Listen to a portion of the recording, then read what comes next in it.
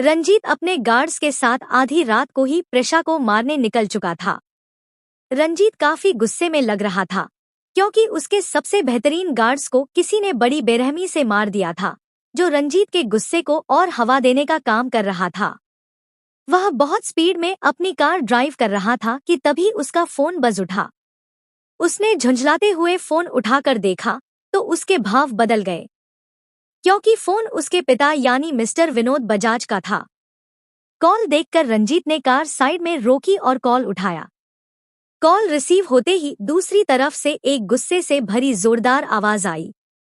अबे गधे की औलाद, मुझे बता क्या करने जा रहा है तू? रेयांश के मेंशन इतनी रात को उसकी बीवी को मारने जा रहा है ना? जानता है ना कि वहां रेयांश मल्होत्रा है, जिसे अगर थोड़ी सी भी भनक लगी कि तू उसी के घर में घुसकर उसकी बीवी को मारने आया है तो वो तेरे टुकड़े टुकड़े करके गली के कुत्तों को खिला देगा। कमीने, बहुत मेहनत से ये बिजनेस खड़ा किया है, क्यों मिट्टी में मिलाना चाहता है तू इसे? अपने डैड की इतनी बात सुन रंजीत हैरानी से बस इतना बोला, डैड, आपने हमारे पीछे अपने जासूस लगाए हैं? रंजीत की बात सुन विनोद बोले, तुम्हारे जैसी औलाद हो तो करना पड़ता है। जानते हो ना अभी मुझे कितना लॉस हो रहा है बिजनेस में? अगर तुम दोनों भाई बहन ने कुछ भी ऐसा किया जिससे मेरे बिजनेस पर फर्क पड़ा तो फिर सोच लो क्या होगा। उनकी ऐसी धमकी सुन रंजीत गुस्से में बोला, डैड, आप ऐसा कैसे कर सकते हैं? अपने ही बच्चों पर नजर रख रहे हैं आप। और अगर आपको सब पता ही है तो आपको ये भी पता होगा कि रेयांश ने किसी और से शादी कर ली है और अब आपकी लाडली बेटी उसे मारने के मंसूबे पाल रही है। रंजीत की ऐसी बात सुन विनोद शांत होकर बोले, देखो बेटा, तुम दोनों मेरी बात को समझो और थोड़ा इंतजार करो। कुछ दिनों में मैं इंडिया आ रहा हूँ, तब मैं उस लड़की को ठिकाने लगा दूंगा। टिया को बोलो कि वो अभी कुछ देर के लिए शांत रहे। रंजीत उनकी बात सुन शांत हो गया और बोला, ठीक है डैड, आप जल्दी आ जाइए, तब देखेंगे कि उस लड़की का क्या करना है। इतना बोल उसने कॉल काट दिया। कॉल कटते ही रंजीत ने अपने गार्ड्स को वापस चलने का इशारा किया। वहीं दूर मैक्सिको में एक बड़ी बिल्डिंग जो पूरी तरह गार्ड्स से भरी हुई थी।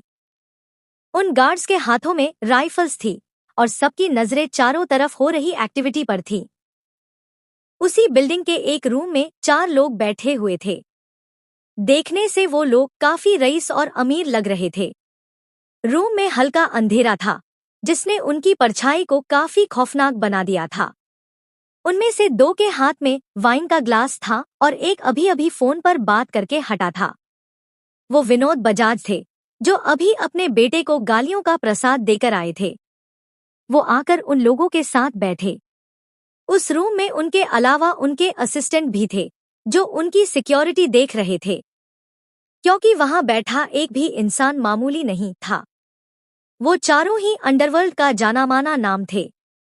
उनमें से एक आदमी जो मुखौटा पहनकर बिजनेसमैन बना घूमता था और बाकी के 3 तो अंडरवर्ल्ड के बेरहम शिकारी थे।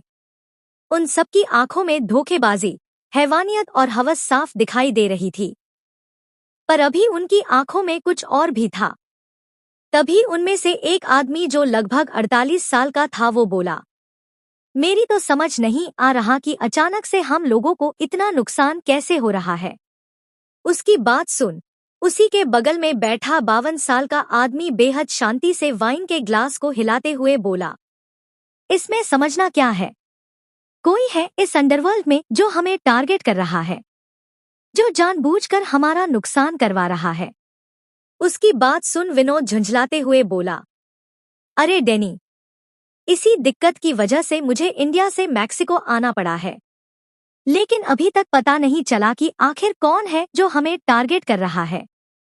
अंडरवर्ल्ड में ऐसा कौन है जिसके जहन में हमारा खौफ नहीं है? उनकी बात सुन डैनी डेविल स्माइल करते हुए बोला, अरे डोंट वरी यारो, अभी तक ऐसा कोई पैदा नहीं हुआ है जो हमसे टकराने की हिम्मत कर सके। उसकी बात सुन बाकी लोग समझ गए कि डैनी ने जरूर कुछ सोच रखा है। ये ख्याल आते ही वो लोग बेहद गंदी हंसी हंसने लगे। वहीं उनके पर्सनल असिस्टेंट्स के मन में तो अलग ही ख्याल चल रहे थे। उनमें से एक आदमी, जो डैनी का पर्सनल असिस्टेंट था, अपने मन में बोला, तुम सबने इतने बुरे काम किए हैं, न कि भगवान ने किसी न किसी को जन्म जरूर दिया होगा तुम लोगों को मारने के लिए। तुम लोगों के पाप का घड़ा भर चुका है। इतना बोल वो डैनी को घूरने लगा। वहीं इंडिया में मनाली की अंधेरी सड़कों पर एक 5 साल की बेहद खूबसूरत और मासूम लड़की खड़ी थी। वह बेतहाशा रो रही थी। उसके ठीक सामने उसके पिता सड़क पर अधमरी हालत में लेटे हुए थे। वो बच्ची अपने छोटे छोटे कदमों से भागते हुए अपने पापा के पास पहुंची और रोने लगी। उसकी आंखों से आंसू झरने की तरह बह रहे थे। उस बच्ची की नीली आंखें बेहद दर्द से भरी थी। वो रोते हुए अपने पापा को हिलाते हुए कहती है, पापा, पापा, क्या हुआ? उठिए न पापा, मुझे डर लग रहा है। उठ जाइए न, चलिए न, डॉक्टर अंकल के पास चलते हैं। आपका खून बह रहा है। उठिए न पापा। इतना बोल वो बच्ची बहुत ज्यादा रोने लगी। तभी उसके सामने लेटे उसके पिता ने हल्के से अपनी आंखें खोलकर दर्द से कराहते हुए कहा, परी, ऐसे रोते नहीं हैं बेटा, सब ठीक हो जाएगा एक दिन। तुम चुप हो जाओ परी। इतना बोल वो उस छोटी सी बच्ची का आंसू से भरा चेहरा देखने लगे। फिर दर्द में गहरी सांस लेते हुए बोले, परी, आपने अपने पापा से प्रॉमिस किया था न कि आप कभी नहीं रोओगी। आप तो एक स्ट्रॉन्ग गर्ल हो ना, तो चुप हो जाओ और अपना प्रॉमिस कभी मत तोड़ना। कभी रोना मत, बहादुर बनना। इतना बोल वो दर्द से तड़पने लगे। उन्हें गोली लगी थी। उनके सीने से खून नदी की तरह बह रहा था। उनकी बात सुन वो बच्ची रोते हुए बोली, पापा, मैंने तो आपसे ये भी वादा किया था न कि मैं हमेशा आपके साथ रहूंगी, और जब तक आप मेरे साथ रहेंगे मैं कभी नहीं रोऊंगी। तो आप कहाँ जा रहे हो अपनी परी को अकेला छोड़कर? इतना बोल वो बच्ची अपने पापा को जोर जोर से हिलाने लगी। तभी उसके पापा ने कहा, परी बेटा, तुम स्ट्रांग हो, जल्दी घर जाओ। मैंने तुम्हें बताया था न घर का रास्ता। जाओ बेटा, अपनी मम्मा को बचाओ। जाओ परी। वहीं वो बच्ची बोली, नहीं पापा, मैं नहीं जाऊंगी, मैं आपके साथ रहूंगी। आप भी चलो न मेरे साथ मम्मा के पास। तभी दूर से आती कुछ गाड़ियों की लाइट्स देखकर परी के पिता डर से बोले, परी, जाओ, जल्दी करो बेटा, जाओ घर जाओ। पर परी मान ही नहीं रही थी। वो तो बस रो रही थी। अगले ही पल वो बच्ची एक बड़े पेड़ के पीछे खड़ी थी और उसके सामने एक जलती हुई परछाई थी जो दर्द से तड़प रही थी। उस सुनसान सड़क पर किसी की भयानक चिल्लाती आवाजें गूंज रही थी। परी के सामने उसके अभी तक जिंदा पिता अब जिंदा ही आग में जल रहे थे। वो इतना खौफनाक मंजर था कि परी की आवाज उसके गले में ही रह गई। वो मासूम बच्ची चिल्लाना चाहती थी, लेकिन आज उसकी आवाज भी उसके साथ नहीं थी। ये सब देखते देखते अपने कमरे में सोई प्रशा की हालत खराब होने लगी।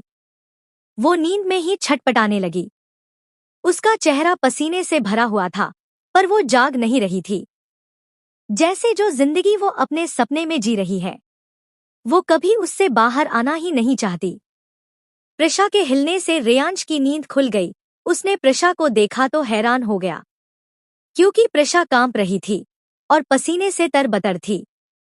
वो बहुत डरी हुई थी, जो उसके घबराते चेहरे से साफ पता चल रहा था। रेयांश जल्दी से उसके करीब आया और उसके गाल पर हाथ रख उसका नाम पुकारने लगा। उसने कहा, प्रशा, प्रशा, उठो, आंखें खोलो अपनी, देखो कुछ भी नहीं है, सब ठीक है, देखो मैं यहाँ हूँ तुम्हारे पास, आंखें खोलो। इतना बोल वो प्रशा के गाल को थपथपा रहा था। अचानक प्रशा ने कुछ ऐसा देखा जिसे देख उसने झटके से अपनी आंखें खोल दी। उसकी खून से भी ज्यादा लाल आंखें देख रेयांश हैरान था, क्योंकि उसने प्रशा को इतना डरते कभी नहीं देखा था।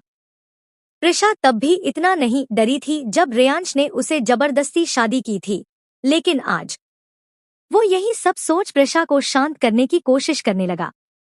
वही प्रशा की आंखें खुलते ही उसके सामने रेयांश का हैंडसम चेहरा था, जिसे देख वो झटके से उठी और कूद के रेयांश के गले में अपनी बाहें कस ली। इस वक्त वो रेयांश के गोद में बैठी थी और कांप रही थी। रेयांश ने भी उसके कमर में हाथ डाल उसे खुद से बिल्कुल चिपका रखा था। रेयांश उसकी घबराहट देख उसके बालों पर हल्के हाथ फेरने लगा। प्रशा काफी डरी हुई थी, लेकिन धीरे धीरे उसके एक्सप्रेशन बदलने लगे। उसके आंखों में अब डर नहीं बल्कि एक आग दिखने लगी, जैसे वो उस आग में सब जलाकर राख कर देगी। पर वो रेयांश से अलग नहीं हुई। उसे रेयांश की बाहों में दुनिया जहान का सुकून मिल रहा था। वो रेयांश के गले लगी रही। प्रशा को शांत करने के लिए रेयांश ने भी उसे खुद से दूर नहीं किया। दोनों रात भर एक दूसरे के बाहों में बैठे रहे। सुबह के करीब 5 बजे रेयांश ने धीरे से प्रशा को अपनी गोद से उतार बेड पर सुलाया और खुद रेडी होकर बाहर निकल गया। उसके रूम से निकलते ही प्रशा ने अपनी आंखें खोल दी। क्योंकि प्रशा जाग रही थी, उसकी नींद तो तभी खुल गई थी जब रेयांश उससे अलग हुआ था। प्रशा एकटक उसी तरफ देख रही थी जहां से रेयांश अभी अभी गया था। उसके चेहरे पर कोई भाव नहीं थे, बस आंखों में कुछ अजीब था। पर प्रशा जल्दी ही खुद पर काबू करके बेड पर बैठी और कुछ सोचने लगी। फ्लैशबैक। रात में जब प्रशा उन गुंडों का खात्मा करके घर आई थी, तो उसके रूम में रेयांश का लैपटॉप बेड पर पड़ा हुआ था, जिसे देख प्रशा कुछ सोचते हुए उसे खोलती है। वो लैपटॉप पूरी तरह से प्रोटेक्टेड था, पर प्रशा भी कुछ कम नहीं थी। अंडरवर्ल्ड की डार्क ब्लड थी वो। उसका दिमाग नॉर्मल लोगों से काफी तेज चलता है। उसने कीबोर्ड पर बस कुछ देर अपनी उंगलियां तेजी से चलाई और रेयांश का लैपटॉप ओपन हो गया। ये देख प्रशा के चेहरे पर एक डेविल स्माइल आ गई, पर अगले ही पल उसकी स्माइल गायब हो गई, क्योंकि उसके सामने कुछ ऐसा था जो प्रशा ने सोचा भी नहीं था। उसके सामने कुछ शब्द आ रहे थे, जिसमें बड़े बड़े अल्फाबेट्स में कुछ लिखा हुआ था, जिसे देख प्रशा हैरान थी, पर धीरे धीरे उसकी हैरानी गुस्से में बदल गई थी। लैपटॉप के स्क्रीन पर बड़े बड़े शब्दों में लिखा था, ऑपरेशन अंडरवर्ल्ड। इसके थोड़ा नीचे लिखा था, mission allotted to lieutenant general chief of the army intelligence. यही देखकर प्रशा हैरान हो गई थी। अब उसको सारी बात समझ आ रही थी।